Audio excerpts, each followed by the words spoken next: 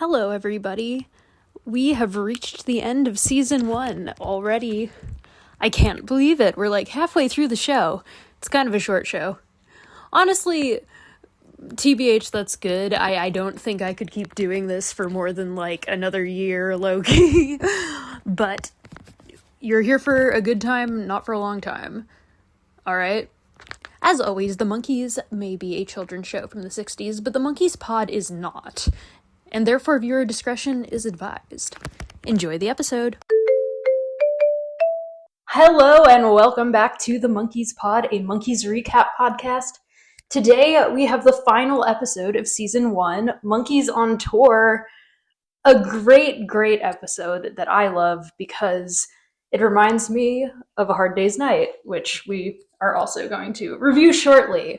That's right, our between season specials, we're going to do the first 2 Beatles movies, which is not the Monkees, but... I just want to introduce you and me. Oh, yes, I'm sorry. This is Sommer. Yeah, I'm Sommer. I'm Lisa. And I'm Molly. Wow. Somebody coming into the podcast They by should now. know who we are by now. I know, but we start that's like a normal, that. yes, I forgot that part of We the start intro. like that. You're so excited about I was these. so excited But truly, about... why are they starting the podcast in the last episode of season 1? Yeah. Well, maybe they are because this is like a really It's great a really episode. good episode. It's way different from the rest of the Yeah. show for a number of reasons. I don't know if we need to get so into historical background this week because kind of I just want to revisit the theme that we've already touched on, which is Beatlemania and its impact on society and on every facet of society and kind of how out of hand it got. Because we know this. Yeah. Because I have written a play that you directed about this. In fact, about the sensation of Beatlemania on young minds. But it wasn't like there is nothing else that has been comparable to it. Maybe Michael Jackson in the 80s, but like the way that affected everybody's daily life was not. And I think it was specifically different because it was also the first time that something like this happened, made it so much stranger. Well, it wasn't though, because there was Listomania in the 1800s, and then there was like Bobby Sucks, whatever, with like Frank Sinatra. But it was Beatlemania. The only thing that's really made me understand how truly it got into like every facet of everyday life was reading Mike's book Infinite Tuesday, where he talks about what led up to him getting cast on the Monkees, and he goes into kind of the way that he would be like touring the high schools in like Corpus Christi, and people would be chasing him down the street because they thought he was George Harrison because he had a bowl cut.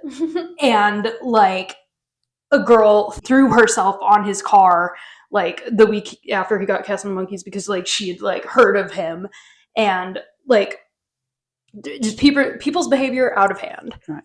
And we see that very much in this episode. The way that people are reacting to the Monkees in real life, they're following the script of Beatlemania more than they're just organically reacting to the Monkees. Like, they go to the concert, they scream their lungs out the whole time because that's what you do. Yeah, it's very true. Like, I noticed while watching this, it was kind of impressive how well, like, the Beatle phenomenon came through, like, in, like, the regular sensation of the Monkees, and not like, oh, we're trying to script it like them in the show to make this Beatles-like band. Like, they were completely successful, unscripted in real life. Yeah. Well, because the Beatles had stopped touring, like, I think the year before, and there was all this energy that now had nowhere to go. So, hey, we're putting 4 more Mop Top Boys in front of you. Oh my God, we get to release this energy that we have at something. And I've learned how to scream like this from my older sister. It's time to go do it. I think this is like the second time that's happening, but I'm trying to come up with something that's comparable, and I'm just thinking about like going to stage door at a Broadway show. Yeah. Like where that used to be, there would be 1 or 2 people maybe waiting. Mm-hmm. And now it's gotten and now it's crazy. Yeah, it's like super competitive, and pushy. And I'm not saying it's obviously not the same thing, but I'm saying it's something that grew like that. So imagine that like energy, which is still pretty very like if you catch the right show, you can still Right. like have a good conversation with an actor at stage door. Yeah. But like the energy of the Outsiders stage door multiplied Right. like by the entire teenage population of Earth. The Outsiders are the Monkees of the Broadway. Yes. That If you is, really think about it. if you think about it, in many ways. So this episode of the Monkees captured a date on their 1967 tour, early 1967. This was filmed. I was trying to look at the dates for this. It was kind of, I think they just did a random tour date in Arizona, like during the filming of the season, because it was like right there and they were able to get to it quickly, because it was like in the middle of filming some other episodes was when this happened. But I know that in the break between seasons after this, they did proceed to go on tour. And that was the famous tour in which Jimi Hendrix opened for them. Oh, okay. This tour, this was like an earlier performance of theirs. I don't think it was part of their normal like touring schedule yet. It was just like a kind of one-off performance. Mm-hmm. No, I don't know if this is the place to interject or not, but I actually thought the screaming was fake for a little while. No. And then I was like, oh, this is... Like it looks fabricated. The whole thing looks fabricated to me. Okay. On one level. Mm-hmm. Not, I don't think it's fabricated, but it does look. Yeah. And I think it's probably because it's being filmed and it's, a documentary.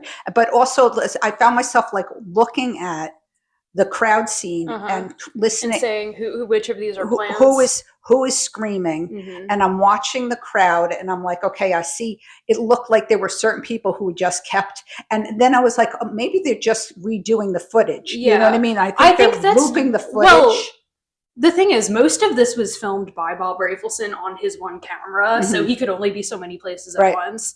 So he probably was filming the same like couple girls, and then they cut those same shots throughout the whole episode to film continuity. And some of the stuff in here is a little bit staged. All of the fan stuff is real. Anytime you see like a fan in this episode, that's a real person having a real reaction.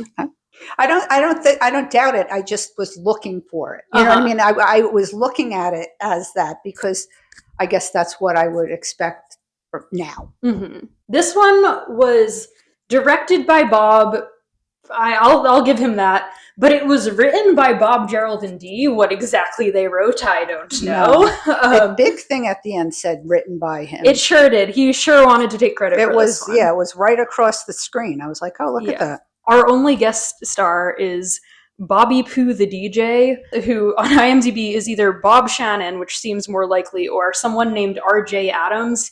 There are two people credited as having completely different played names. Bobby-Poo the DJ. I'm gonna guess it was Bob Shannon, but who knows? And everyone else in it, it's just the Monkees actually going on an actual tour. It was filmed on January 21st and 22nd of 67 at the Phoenix radio station Crux. Krux. It was probably not called Crux. And also in Phoenix, the arena they played at, I should have wrote that down, I didn't, but they are in Arizona in this episode. Yeah, let's get into it. Okay. So we open with sweet David saying hello and addressing us directly. Hello, Davy. The first thing I wrote was, Davy is such a cutie. He's sitting in like a either rocking chair or like wooden armchair type of deal. And he's just like, hello, everybody. Welcome to the last episode of the season. So where Davy is sitting so sweetly is, and why it looks so homey, is because he's sitting on the Bewitched set. Oh my god! That's so funny. Yeah, he's in a witch house right now. Wow. And the rest of the Monkees come in various disguises. Really bad wigs. The reason for this is because they're hiding their very not clean-cut headquarters beards behind fake beards. Oh, okay. Because we can't know that the boys are not clean-cut. This little segment was the only thing filmed between the two seasons when they all had the beards. Oh, I see. Yeah. So Micky is a cop with beard. Peter is a old man with beard, and Mike is another old man with beard. I said they're all talking gibberish, and Mike has a municipal zoo button on. Okay. And they all aggressively touch on Davy while he explains to us what we are about to see, which is a documentary of them going on tour, much like A Hard Day's Night. This time for real. But this time for real. As much as it can be. The opening sequence, like the normal rest of the show, is shot on 35 millimeter, while the rest of the episode is shot on 16 millimeter, because it was Bob Rafelson's little handy cam that he was documentary style following them all around with. You can see the difference. It kind of does make it feel a little bit more real, that it's a little bit that lower quality camera. And the quality of the filmmaking in general is a lot more like, you know, it moves, it's like shaky cam, it's like, it feels documentary, which gives it this sense of realism because it is unscripted, genuinely. Apparently, Bob filmed this without permission from NBC or Columbia Studios, and then just like after the fact showed them what he had shot and been like, can we use this as the last episode? And it went through. Okay. And then this, interestingly, in this episode, I don't know if this was a permanent baked-in part of the episode or if this is just what was included on the DVD release that we're watching, but this episode has a Kellogg's bumper in it. Yes, the sponsor. Yes. KELLO good. Kellogg's Best to You. Absolute banger. Yeah. It's on Spotify. Is it? Yes, it is. Oh, right. It's in Missing Links. Stream Yeah. the Kellogg's jingle. Stream it for good luck. It's sung by Micky, if you were wondering. And during this bumper, they show some shots of the monkey mobile speeding in the desert and like a boomerang of like a parachute with the Kellogg's logo on it, and then the monkeys squinting into the sun while holding different cereals in front of each other. So yes, Kellogg's was their sponsor, because to monkey around, you need a good breakfast. Yeah. Although, and you eat cereal with milk, and we know how they feel about milk. We do know how they feel about milk, and they eat cereal a lot in this show. They really do. Yeah. Maybe it's because they're poor. I was going to say a lot of shows, a lot of like low income people eat cereal. They're poor young boys who can't cook, so they have to eat cereal. It's easy to eat cereal. Yeah. Then we get into the meat of the actual episode. We see behind a chain link fence at the airport this Beatlemania crowd. I said, where were they? You said in Arizona. Okay. Yeah. They have, like, some people in the crowd have this severely misspaced welcome sign painted on a sheet. It says El Welcome. Like, I don't know how they messed that up that bad, but I'm guessing it's because they had about 5 minutes to make this sign, because they like Bob or whoever it is behind the camera goes up to some of them and they're like, we just heard on the radio that this was happening, we all like ran down here. And the way that's how they kind of had to do it, because if they gave any warning of where they were going to be, they would be mobbed. Right. Well, they were mobbed. Yeah. Still mobbed. Yeah. Bob goes up to a mom who's lost her kids. She's like, my children are here somewhere. And one girl goes, oh, is the Monkees? I thought this was the Stones we were waiting for. Imagine going to like be like, oh yeah, we're seeing the Rolling Stones, and then it's like Mick Jagger. It's Davy. No, it's a Mick Dolenz. You would be pissed. You would be mad. I'm sorry. What's interesting is in this crowd, maybe these are the ones who could maybe these were the kids who could run on their own and get in their car in a moment's notice for something they heard on the radio. Most of these kids are like 15 to 16-year-old girls. Yeah, how did they get there? Well, okay, if you're 15 or 16, you could probably like drive. Well, no, not 15, but like, but not everybody at 16 gets their driver's license. But the point I'm making is that they're not 10-year-olds. Right, so they're not children. Right. I was also like, this crowd looks a little bit older than I thought their general audience was. But I guess the little kids probably wouldn't be pulling up to this. Yeah, they probably also wouldn't be like listening to the radio that much, you know? Right. It like the Monkees really live in the monkey pad, and I love them. There is like a 10-year-old boy though who's like climbing over the top of the barbed wire fence. Good for him. I hope he got to touch Davy. He probably had an older sister. I think this episode is one of the best resources for truly knowing what teenage girls dressed like in 1967. Because if you go to Pinterest, if you go to magazines, it's stereotypical. It's not what the general populace is wearing. Right. This is the real documentary tee. And I love how many of them genuinely have like twiggy cut creases and flips in their hair, because like you think that's cartoon. Nah, they were wearing that shit. And earrings. A lot of them have like that style earrings. Yes, this is the authentic 1960s. Yeah, the acrylic plastic shape with a hole in the middle.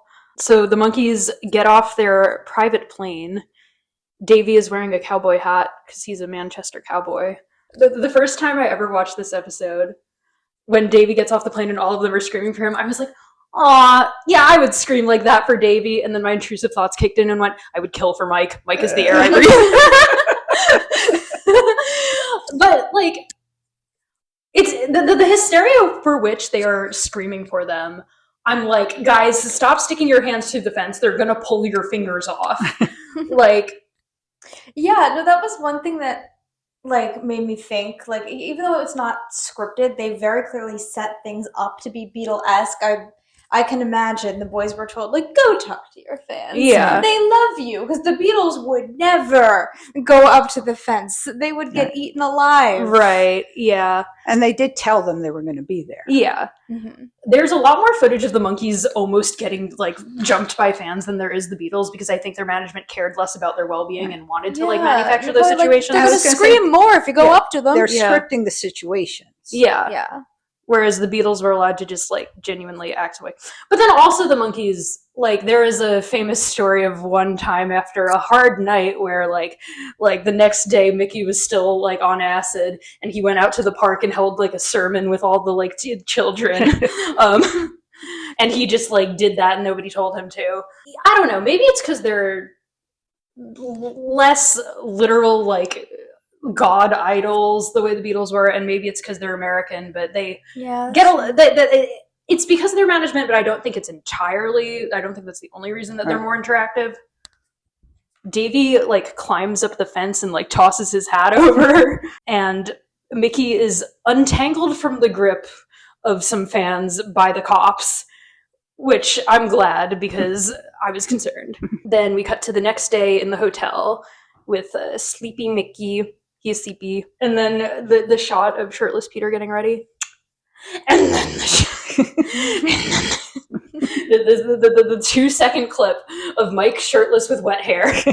This has been used in every single edit ever. I watch this clip on loop every single day of my life. I am flatlining. Seeing Mike shirtless is rare, but also seeing him with wet hair kind of felt stranger. I was like, wow, like, his hair is not just like a bulk up blob all the time. The microwave is not in place. But he uses all the preparations on his hair, like the girls. Yes. That's what he says. Yes. He says, the thing that's odd is because everyone laughs at me because I use all the preparations that a girl would use. But he doesn't seem that bothered about it. He's telling us his girl hair secret. Because he knows his hair looks good. Yeah. He's telling you how he got the microwave. Yeah. And you know what? Thank you for the tutorial, Mike. Just all the things a girl would use. You know? Yeah. All those things. All the preparations. All the preparations that a girl would use. I hope he sleeps with a curler. I've seen the little pink curler. Yeah. I've seen no evidence of that, but I can only hope. Then we get the Monkees eating the hotel breakfast. Davy narrates his sandwich eating step by step, another useful tutorial. Peter's taking pictures. Who are these two girls sitting there? I believe watching them. They were random groupies. I couldn't identify them. Why were they allowed to sit there and watch them? There were girls on set every single day. They had groupies. They just let a certain number of groupies sit there every single day for the entertainment of the boys. Who was signing the check? Was that Bob? Rafelson. They hand the check to him. No, I don't. I thought that was like the waiter. It wasn't Bob. No.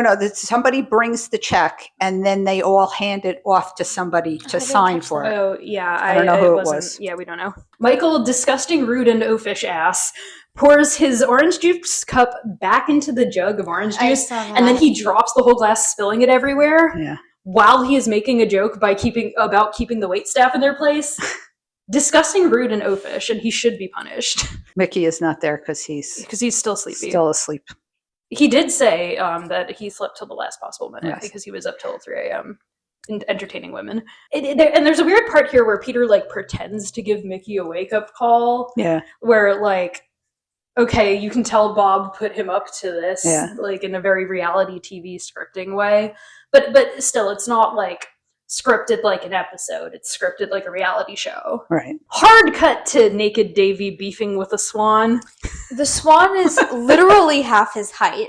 It's crazy. Even when Davy gets on all fours, he's the same size as the swan. Yeah. Swans are big birds. Yeah. And Davy's a little boy. It looks ridiculous. Swans are very aggressive animals. Yeah. Why did they, and by naked I do mean wearing dress pants and shoes and shirtless. Yeah, why was he shirtless out on the golf course? To intimidate the swan. I said golf course, and then I realized, no, it was just the grounds of the resort. Yeah. Bob was bored as hell. He was like, here, Davy, we found a swan. Come fight it. Later on, Davy says he did it because the swan looked lonely. It looked aggressive. So I think he was lonely. Yeah. He was tired of playing with his monkeys. He wanted to play the swan for a change. Yeah. Because they have to have live animals. They have to make As them play with props. live Right, animals. Yeah. obviously. This random swan that wasn't even an actor swan. It was just a It was just a hotel swan. swan. An innocent swan. But maybe he wanted to be a star. That swan never knew that he was a star. So I see all these people standing around in suits trying to figure out what's going on. Like there's people like in the background. They're like, "What's going on over there?" If I saw that, I wouldn't know what was going on Yeah. either. So there's a scene of Micky giving autographs in the park to like an equal number of boys and girls. Yeah. So I'm glad the boys appreciate the Monkees as well. Then we go to Davy, Peter, and Micky at a horse stable. Mike was not there. Mike was not riding the horse. He had a diva tantrum and refused. I choose to believe that Mike is scared of horses. I'm scared of horses. Despite being a Texas boy. But despite being a Texas boy, he likes his cars better. Mhm. Okay, the car doesn't bite, and it's not scary. But Davy loves a horse. Of course he does. Davy asked for a rough one Oh, Oh, yes, he does. and tells his horse he just wants to ride you, man. yeah. He says, "I just want to Wanna ride you, man. You ever want to ride a person?" Okay, Davy. He wants a rough one. Literally, what words out of his Wow. mouth. Okay, Davy. Thanks for that, Davy. Thank you.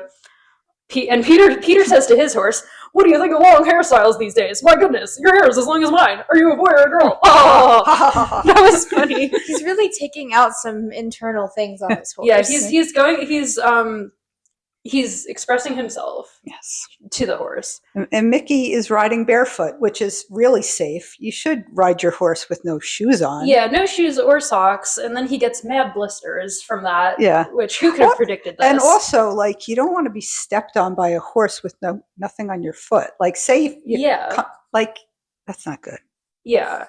I don't know why he did that. No. Other than to Maybe be closer to nature. Maybe he and just woke hippie-like. up and he ran outside. Yeah, he didn't. Forgot his You're like, oh, shoes. we don't have boots for you, Micky. It's fine. They go to the radio They station. go to the radio station, which they apparently when they were on tour, they would always take over the radio station that day, so that they would have a little promo for their show later. Yeah. Still do that. Bands Yeah. still do that. They're in there just like playing with all the dials, and there's a random shot of Bobby-Poo the DJ tied up. Yeah. Which is like the most staged thing in the whole episode, and it really takes Very you true out to the show. Yeah. This otherwise pretty much documentary with this one like staged gag in it. Yeah. It's kind Unless of weird. they tied him up for real. Maybe they I'm not did. too sure. Who can say? I said Mike says farm report like 5 times. He's doing his favorite I know. bit. I just do it his favorite bit. He just keeps saying farm report. I love Mike's farm report voice. It makes me maternal because he's like, cows is up 14 and the chickens is down 27 and the pigs is down 30. I don't know what he's talking about. I don't know what he means when he says that certain animals are up or down numbers. It doesn't mean anything. He's talking nonsense. Mhm. Like being up, like animals being up. Throwing up farm buzzwords. Yeah. He says that he's answering a letter which has come in that says that all the chickens are laying on the ground cold and stiff. And Micky says, "Your chickens are dead." Davy is giggling and not contributing to the bit at all. And I don't know where Peter is during this. They had them all on like sundry errands at different times of day, and not all of them were in all of these activities. I love this scene though because because it's documentary of the way that they would really interact with each other and really do bits and really improv live and the type of stuff they would say and kind of their friend group dynamic. You can see even in this, Mike is kind of the leader for real. and that like Micky is like his comedic Micky's partner.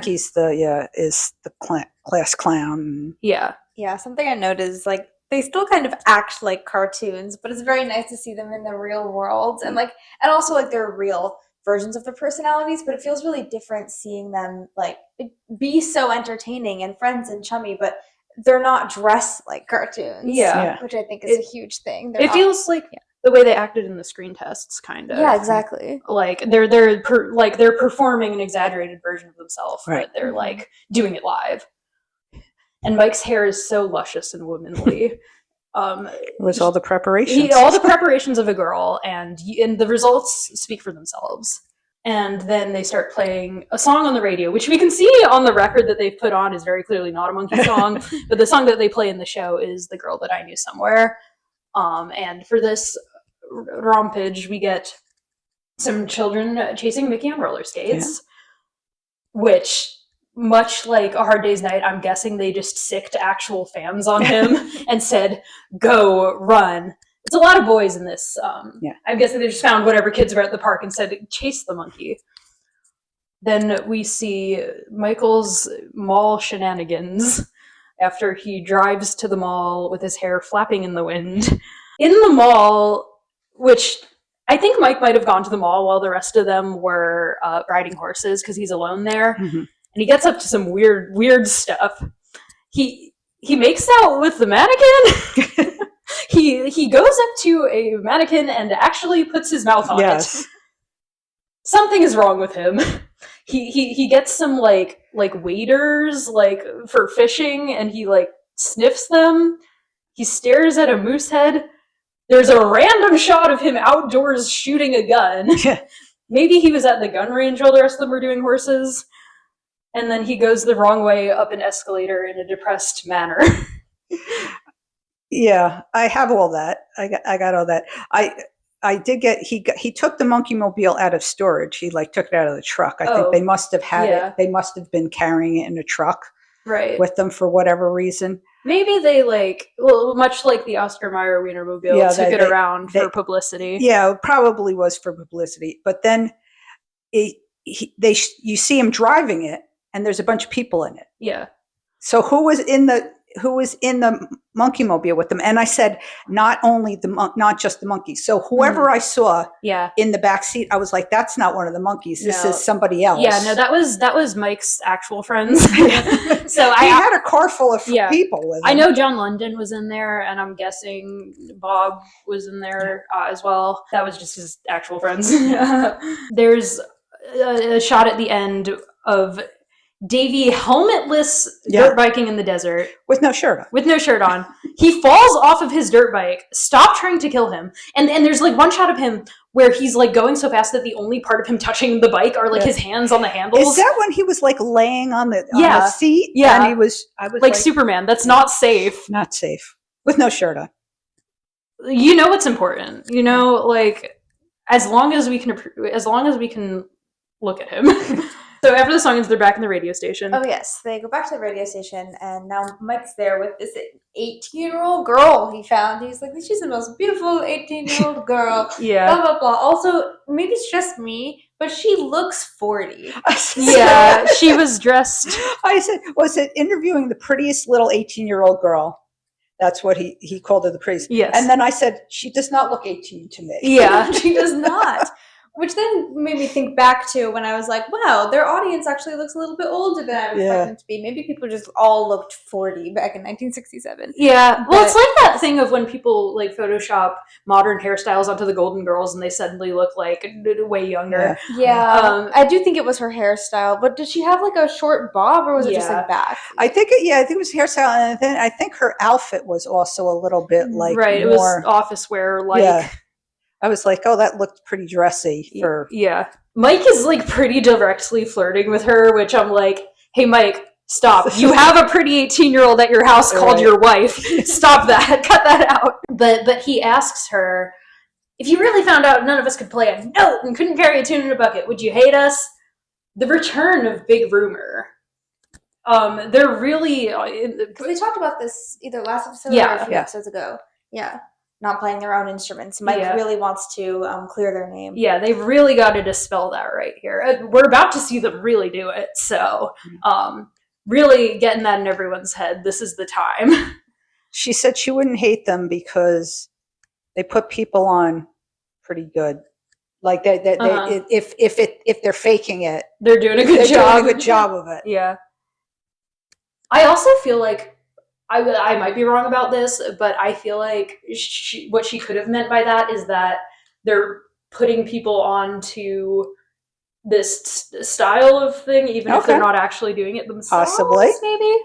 Yeah, I also just kind of got that like everything else they do is good. Like they have good like personalities and personas. Yeah. It's like it's their vibe that makes them lovable. She still enjoys the show. Yeah. I mean, I'm not watching it because they play their own instruments. Yeah, it's true. Like technically, even though they are a real band in a way, they are also playing characters most of the time. Yeah. It's kind of okay. Yeah, and also like I guess it's kind of the whole like faker, like poser thing of it is they want to feel authentic. Because if they just came out and said, yeah, we don't play the instruments, then then maybe they would care. But I don't know. Like nowadays, nobody expects K-pop groups to do their own production and songwriting, but that's because nobody expects it in the first place. It's not like they're lying about it. It was a bigger deal because they wanted to make a scandal. Yeah. I'm just trying to think, like in the 80s, we had the Milli Vanilli scandal of where they were lip syncing. They were not actually singing.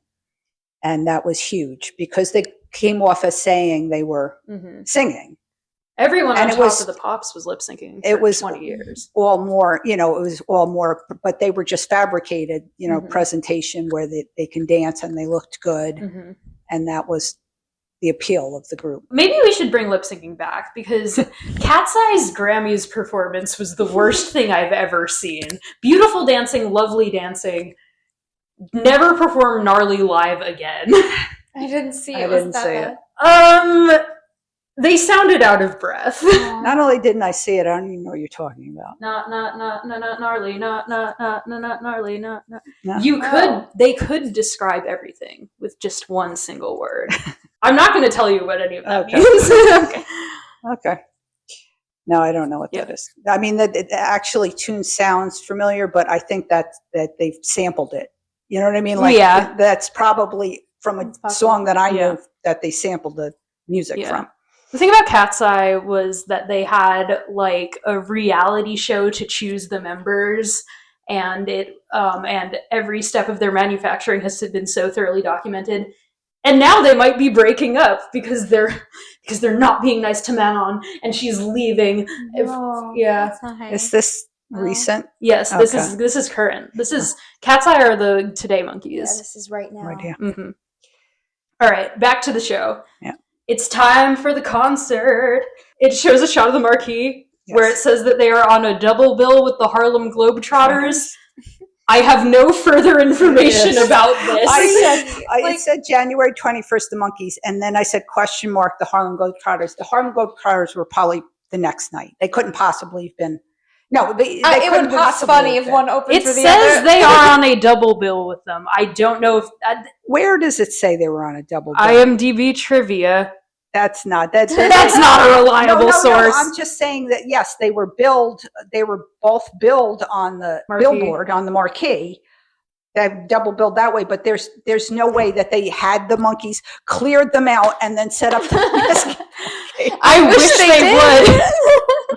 I wish that and you couldn't see when you looked at the marquee, you saw January 21st, the Monkees, and then the part where the date for the Harlem Globetrotters was blocked, so you couldn't see what the date was. So we can't prove it.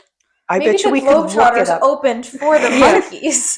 I would love to see this crowd of horny teenage girls having to sit through a false basketball game, a false goofy basketball game. Those are real basketball games. As much as they play basketball. The Harlem Globetrotters do play their own basketball. You need to respect the Harlem Globetrotters because they really do play their own basketball. They do. Clear their names. Stop the rumors. Yeah. So, this was filmed January 21st, 1967. This was only the Monkees' 12th live gig ever. They had their first one on December 3rd, 1966. So like a month earlier, they had started performing live. And they kind of don't know how yet. And it kind of doesn't matter because of the crowd. Yeah. We get this shot of a girl like writhing in the grip of the cops. She looks like she's having a seizure. It was so serious. And I get it. We'll talk about this more in our Hard Day's Night special. But the emotion of Beatlemania, it's very, very extreme, the emotional state that these people were in. It was life or death. But I understand it. I am on that pulse. That is real as hell to me. Okay, before we get to the concert itself, they have a police escort, gets them there. They're backstage. Mike has a blue hat. Yes. They have racks and bags of clothes. So I'm like, are they going to change during the show? Yes. And then I said, they're all doing their own makeup. What happened to the makeup guy?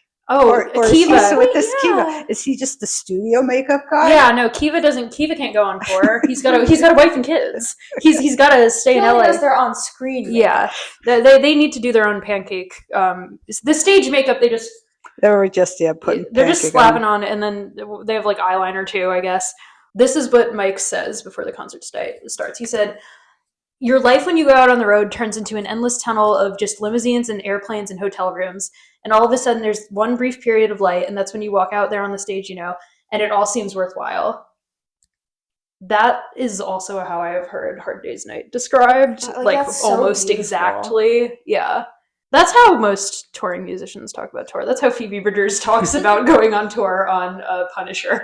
It's really interesting. The Monkees run out on stage. Even in the footage, you can tell that they can't hear themselves over the screaming. Oh, yeah. Like, they didn't try and mess with the levels to make us hear the music, at all. It was raw footage of screams. I think they did, though. I think that was just, the best they could unsuccessful. do. Right. No, they have all the live feed from their actual mics, and I just think, it was mixed.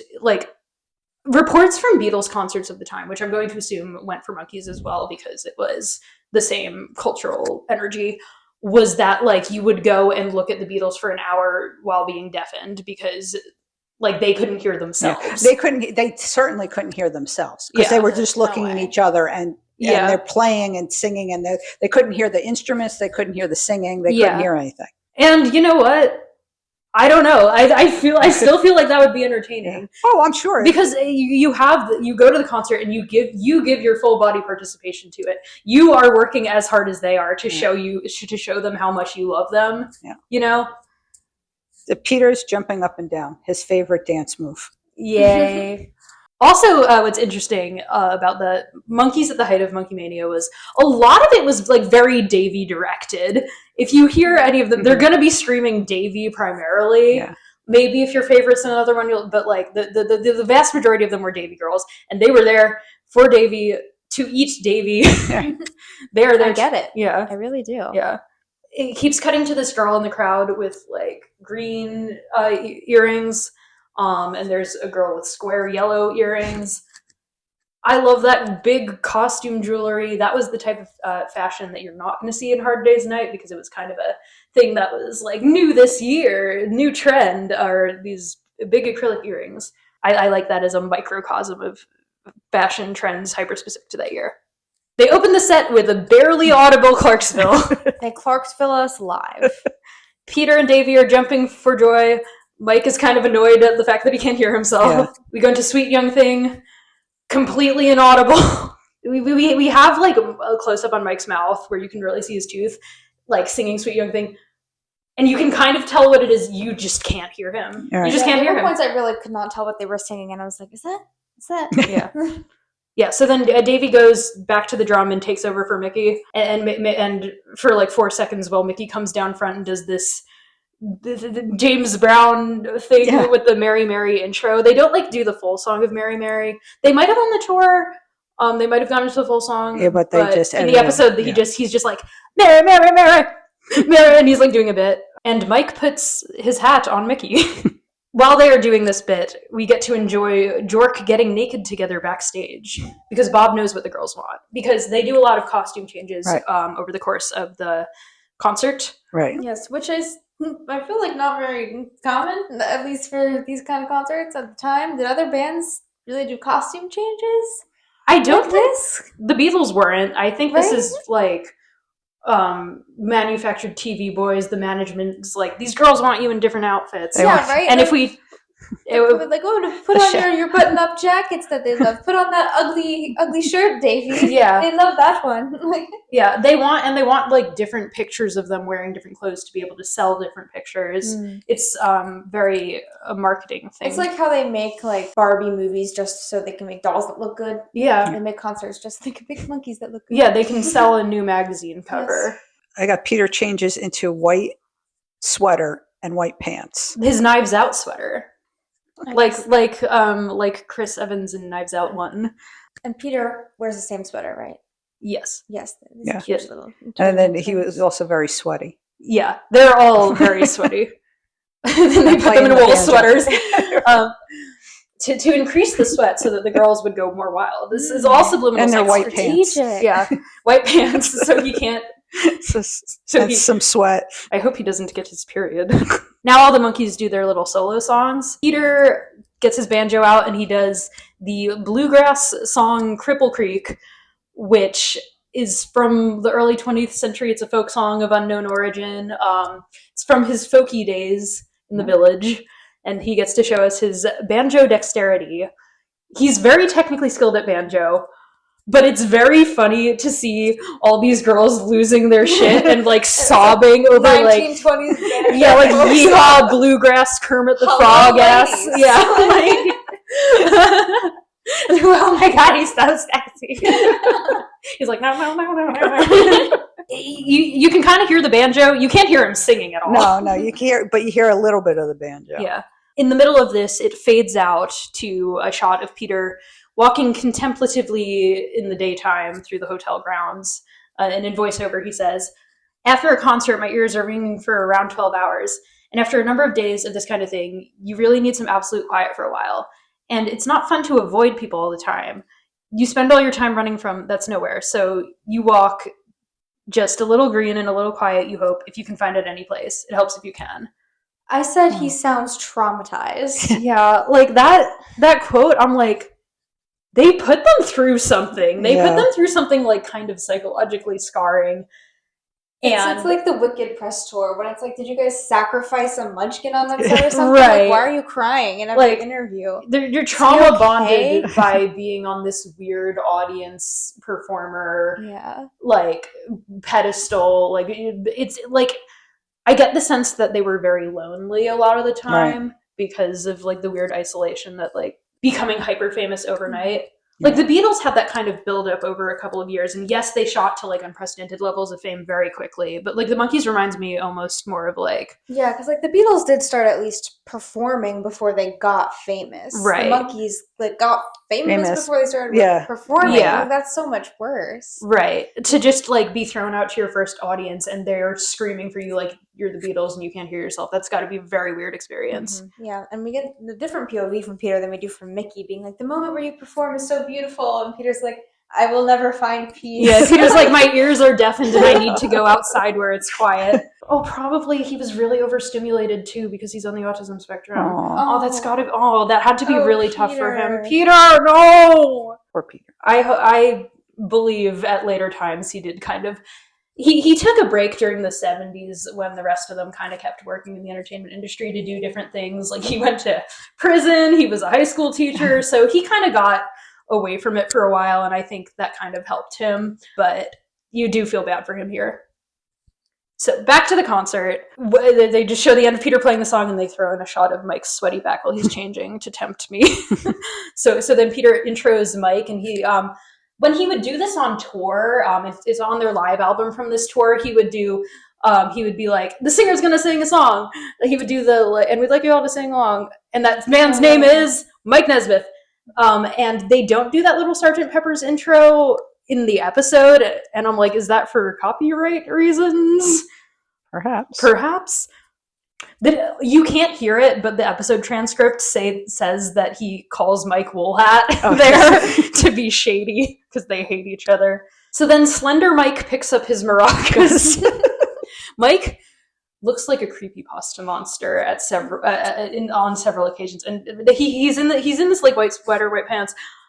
His limbs are so long. He's not holding any type of guitar. He has his maracas. He looks goofy. He looks goofy as hell. So so the song he does is "You Can't Judge a Book by the Cover," which is a Bo Diddley song composed by Willie Dixon in 1962, because Mike loved Bo Diddley. Again, it is completely inaudible except for when he goes, "Can't judge a book," in his Yeehaw, Texas. And then he goes hog wild on the maracas. Go, white boy, go. What is wrong with his body? Nothing. Mike is perfect. That's so true. He's just elbows everywhere, limbs everywhere. And then for his emotional commentary segment, it fades to him in a car driving through some rocks in the desert. He says, "I used to cut class and take a chair and go and sit in the middle of the stage and look out at this empty house and just play like it was full of people screaming. And I kept thinking to myself, someday, man, someday. But it's still the same.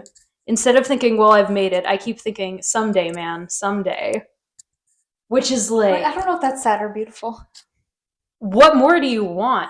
He wants to play his own instruments and be known as a guy that does that and be respected for that and play his own music and write his own music and be respected by people who aren't 10-year-old girls is what he wants. Yeah. But he can't say that, so, you know. That's other weird sense of melancholy where, like, Peter feels like this is too much for him, and Mike is like, it's not enough, but not because of the, like, amount of success is not enough, it's because it's in, like, the wrong direction, which is tough. Because he's not being beloved, like, for being himself. Yeah, like... He's known as the Hat Man. Yeah, he has live this weird life where he's, like, yeah... this like puppet of himself. That reminds me of do you know have you ever heard of Perfect Blue? No. It's this like anime from like the 80s or 90s about it's like a psychological horror about this like former pop star who's trying to become a more serious actress, but she's like haunted by the ghost of her former teen idol self. And like she has a stalker and like a lot of weird psychological stuff going on, and it's like a reflection on like fame and image and manufacturing. And it also, this is heavily what the Head is about. This is the themes of Head, is kind of this discussion we're having about like fame and being famous for something that you're not, and being trapped in that due to capitalism. They lay the foundation of that here for the young girls who are smart enough to pick up on what they're saying. They're getting into deep stuff, but it's probably going over a lot of people's heads. So it cuts back to Mike at the concert. There's a girl in the crowd with giant Velma glasses who keeps like jumping crazy. I love her. Queen. We'll call her Velma. Yeah. According to the transcript, again, I could not hear this in the episode, Mike says, "And now here is the world's best looking midget, Davy Jones." Wow. Wow. I guess when you can't hear, you can get away with saying crazy shit. Yeah. So Davy does "I Want to Be Free," and you can kind of hear him. Yeah. So in a velour jacket. Yeah. I think either the crowd was getting tired, or it's like a slow song, which it would be weird to scream to, or maybe they're more focused on making romantic eye contact with Davy, because he is kind of making romantic eye contact with everybody and like laying on the floor and like curling himself up in the mic cord. In his velour jacket. And he's making his concerned and constipated face. His deep outside segment that it fades into, he says, "How many days? I've lost, man. I lost track of time. I don't know what. I couldn't tell you what day it is today. At home, you got everything worked out from hour to hour, from minute to minute. Here, you don't know what you're going to do. Like, I got up this morning at 11 o'clock and I went over there and played with the swan for an hour." Bob says, "You played with what? Why did you play with the swan?" "Because you made me, Bob." And Dave says, "I don't know. It looks lonely." You just wanted to befriend the swan. Maybe interesting that Davy didn't have anything deep to say, or maybe he was just tired. He's been PR trained or something. Probably, yeah. "Bob, you made him play with that damn swan. Don't play dumb." For the end of the song, he like plops down on stage and gets like really close to the girls, which is dangerous, as I genuinely think they would drink his blood if they like could touch him. And then it's Micky's song. He does "I Got a Woman" by Ray Charles. from 1954. Which is a great song. Yes, though. but in the style of James Brown. Exactly what I wrote down. I'm like, that's Ray Charles, but he's doing James Brown. Yeah. That song, I love that song. What you can hear of it in this, it sounds great. Yeah.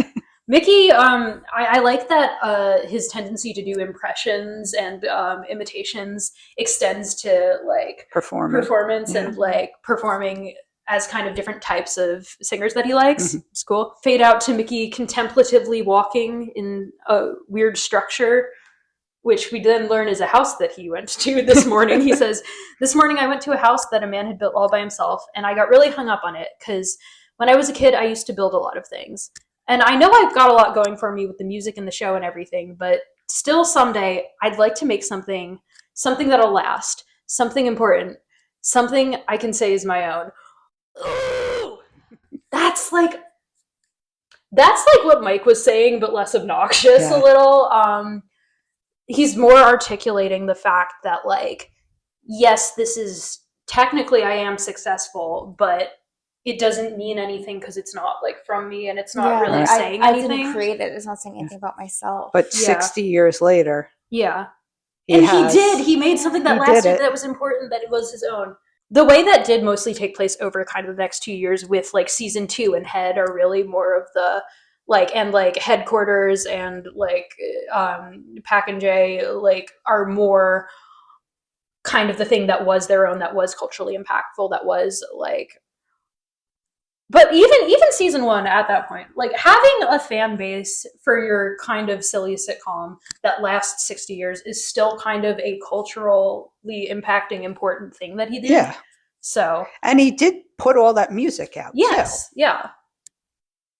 I really wanted to bring Micky this quote when we were going to interview him. We got the call. He supposedly got it from us. We don't know if he ever answered it. I want to know what he thinks about that now. Yeah. I'm sure he's like. Maybe we should follow up and see if we can get him to answer. Yeah. Micky, see if we can get him on the podcast. Micky, come on the podcast now. But also, I hope Monkee legacy is more respected. I kind of see a shift as like a lot of film bros love Head and they've never seen a single episode of the Monkees, but I want the Monkees in the Rock and Roll Hall of Fame. They need respect. Before Micky dies, please give them respect. Yeah. So we still have like 20 years for them to give us respect, but we will never. Yeah, exactly. So then it cuts back to the concert. We have them doing a bit where Mike attempts to like usher Micky off like under a cape, but he keeps going hog wild and coming back. Which is James Brown. Yeah. There are more and more insert shots of girls getting dragged off by the cops. As it was going on, they were losing it. The final little set, they all put on their cream colored 8 buttons, and there's epilepsy strobe lighting for them when they do Stepping Stone, and then they leave the stage directly into their car. Like you don't want to like hold them backstage or like sneak them out. Note right in the car where the fans can touch. Mm-hmm. I think perhaps access to the car and the banging on the windows of the car is part of the Beatlemania experience. So they like placed them in a place the fans could touch them so that they felt like a part of it. Right. But you're also setting up teenagers to like get on your moving vehicle, and that's not safe. And then a big old credit comes up that says, written and directed by Robert Rafelson. What exactly did you write, Robert? He wrote the one bit where they tie up the guy. He wrote all the Swan's lines. He wrote the Swan. He was in the Swan. He was in the Swan costume. It was him. Yeah. But there is still like a minute left of episode. They play some random shots of the Monkees from throughout the day over I'm a Believer. We got Micky roller skating, Peter meeting the Swan. See, it's more than one of them was there with that Swan. Davy sticking his head out of the car window like a dog, and Mike talking on a fat walkie-talkie. And huge walkie-talkie with the biggest antenna ever. Yes, he's making long-distance calls. And then back in the radio station, there's a shot of Mike. He's sitting in front of a sleeve of Meet the Beatles, the album, and he says, "We'd like to thank everybody for making it a wonderful stay. We'd like to thank the Rolling Stones for being a great group. We'd like to thank the Mamas and the Papas for making it good. We'd like to thank the Lovin' Spoonful for making it happy. But most of all, we'd like to thank the Beatles for starting it all up for us." Yeah. Oh, Mike. Okay. all of those were like influences on them, or like their personal friends. Like they were like friends with like Cass Elliot, and like I don't actually know who's in the Love and Spoonful. I'm guessing they knew each other because Love and Spoonful was originally supposed to be in the show. Right. Well, maybe that's why he's thanking them. Yeah. Right, for not taking their job. Yeah. I think they might have met the Beatles by this point. They were kind of friends. Micky, of course, sat in on some of their recording sessions, and as did Mike. Which, by the way, they better cast Monkee actors for the Beatles biopic soon, or I'm gonna lose it. Because, like, Do you think they're going to be in them? in 8 hours of movie, if they are not at least name dropped, I will crash out. I will crash out. They'll be mentioned, but like in the way that they mentioned, they mentioned the Beatles? Yeah, in a Complete Unknown, where they're like, oh, who are these guys that are all the rage? They'll never make it. Yeah, no, it's gonna like on TV. It's gonna be some corny shit like that. Don't worry, they'll never sell more records than you. In my ideal universe, this is what happens. In the John movie, there is a 20-minute scene of the time that the Nesmiths visited the Lennons, and that Mike was in the Day in the Life music video. And Mike is played by Josh O'Connor, and Phyllis is played by me. That could be good. Contact me, casting directors. I'll forgive you for Paul Mescal if you contact me now. I'm going to do that joke again because Paul Mescal is not the worst casting. I'll forgive you for Joseph Quinn if you contact me now. That is how we wrap up the episode. And the season. And it's actually a great pivot to our mid-season specials. Right. Because most of all, more than anything, this episode reminds me of A Hard Day's Night. Because there are parts of Hard Day's Night, mostly with the fans, that are just like genuine documentary of like how the Beatles were going about their concerts day to day and what reactions they were getting from people. And the feeling of Beatlemania that pervades every inch of this movie is very, very Hard Day's Night. Right. That's my takeaway from it. Monkey out. Monkey out. We hope you enjoyed that episode and season of the Monkees Pod. You can follow us on Instagram and the website formerly known as Twitter, @MonkeesPod. And today's outro song will be off Punisher by Phoebe Bridgers, which, among other things, is an album about the inherent sadness of touring. Somewhere in Germany, but I can't place it. Man, I hate this part of Texas. Close my eyes, fantasize. 3 clicks and I'm home. When I get back, I'll lay around. Then I'll get up and lay back down. Romanticize a quiet life. There's no place like my room. But you had to go. I know.